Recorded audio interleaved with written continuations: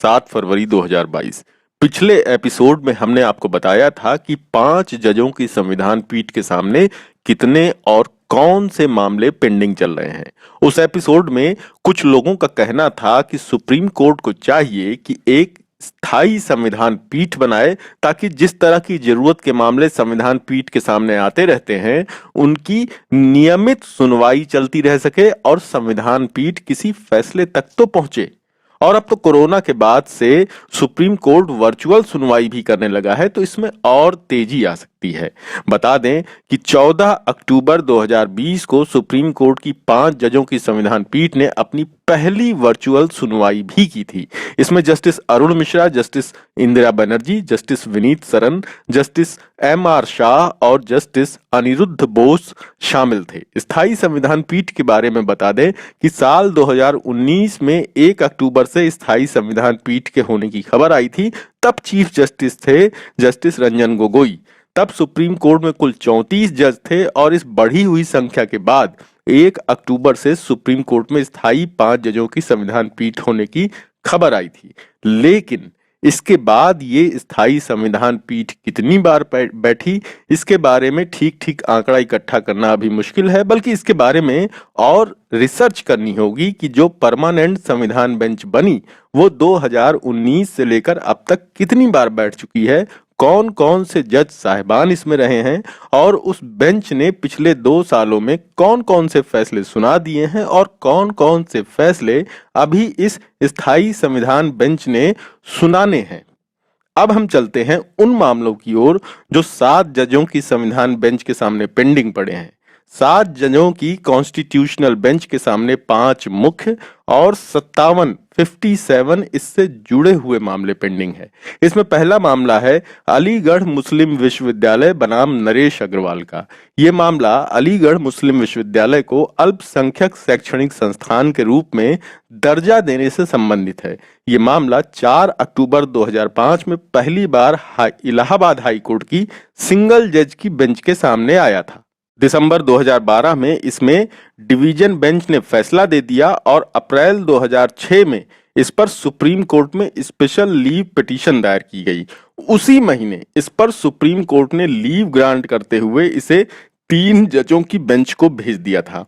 फरवरी 2019 में इसे 7 जजों की संविधान पीठ के पास भेजा गया। इसकी आखिरी खबर ये है कि आखिरी बार ये प्रॉपर्टी ऑनर एसोसिएशन बनाम महाराष्ट्र का केस सुन रही 9 जजों की बेंच के सामने पेश हुआ था।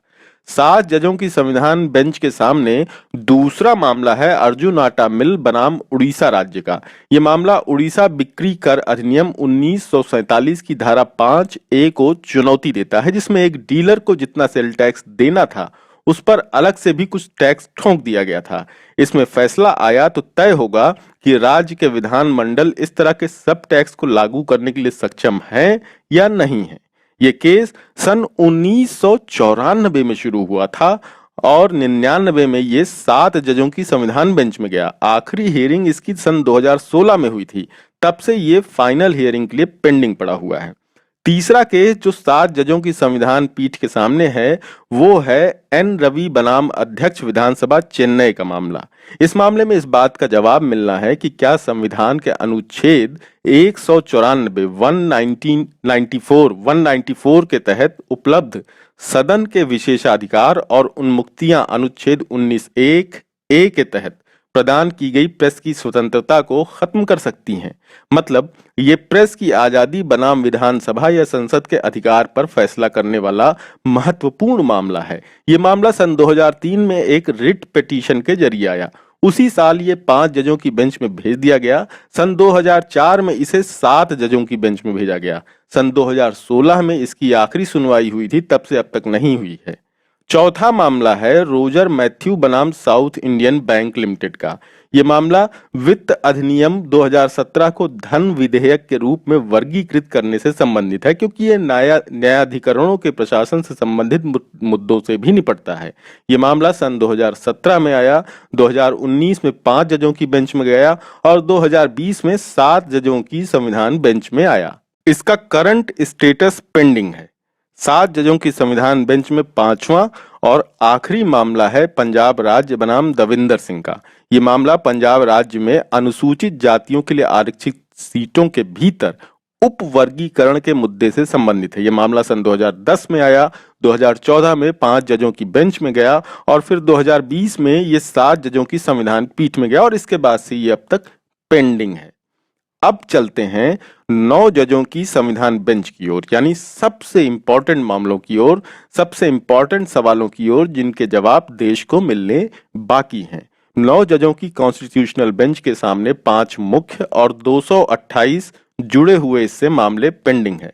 पहला मामला है कांतारू राजीवरू बनाम भारतीय युवा वकील संघ का। ये मामला भारत के संविधान के अनुच्छेद 25 के तहत धर्म की स्वतंत्रता के अपने अधिकार का प्रयोग करते हुए सबरीमाला मंदिर में महिलाओं के प्रवेश के अधिकार से रिलेटेड है। इस मामले में भाजपा और संघ के लोग केरल में महिलाओं को मंदिर में न घुसने देने का आंदोलन चला रहे हैं। ये मामला सबसे पहले जुलाई 2006 में एक रिट पिटीशन के जरिए फाइल हुआ। 2018 में इसमें 5 जजों की बेंच ने इंडियन यंग लॉयर्स एसोसिएशन बनाम केरल राज्य मामले में फैसला सुनाया।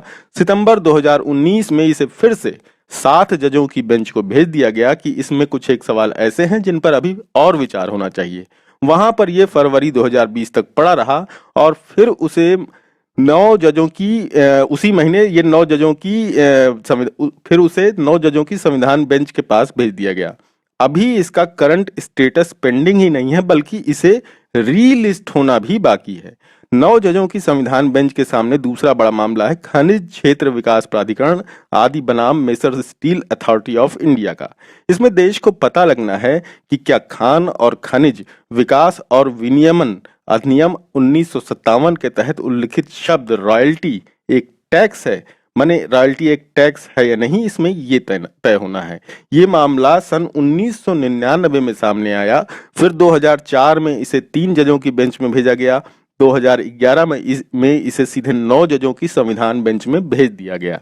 2021 में इसके बारे में आखिरी खबर ये मिलती है कि रिस्पोंडेंट ने करंट स्टेटस एडजर्न करने के लिए इंटरिम एप्लीकेशन लगा रखी है। 9 जजों की संविधान बेंच के सामने तीसरा मामला है संपत्ति मालिक संघ बनाम महाराष्ट्र राज्य का। ये मामला महाराष्ट्र आवास और क्षेत्र विकास अधिनियम 1976 के अध्याय 8A की संवैधानिक वैधता से रिलेटेड है। पहली बार ये सन 1991 में सामने आया, 96 में ये 5 जजों की बेंच के सामने गया, 2000 में ये 7 जजों की बेंच के सामने गया और फिर 2017 में ये 9 जजों की संवैधानिक बेंच के सामने गया। चौथा मामला यूपी से है, उत्तर प्रदेश राज्य बनाम मेसर्स लालता प्रसाद वैश्य का। इस मामले में उद्योग विकास और विनियमन अधिनियम 1951 की व्याख्या होनी और पता चलना है कि विकृतीकृत स्प्रिट के निर्माण और बिक्री पर लाइसेंस शुल्क कैसे और कितना लगेगा। 2004 में ये मामला आया, 2005 में एसएलपी हुआ, 2007 में 5 जजों की संविधान बेंच में गया और 2010 में 9 जजों की संविधान बेंच में गया। 9 जजों की संविधान पीठ के सामने पांचवा और आखिरी मामला उत्तर प्रदेश राज्य बनाम जयवीर सिंह का है, जिसमें औद्योगिक विवाद अधिनियम 1947 की धारा 2J के तहत उद्योग शब्द की परिभाषा से तय होनी है। ये मामला 2001 में आया, 2005 में 5 जजों की संविधान पीठ ने इसे 7 जजों की संविधान पीठ के पास भेजा, 2017 में 7 जजों की संविधान पीठ ने इसे 9 जजों की संविधान पीठ के पास भेजा और इसके करंट स्टेटस की कोई जानकारी नहीं है।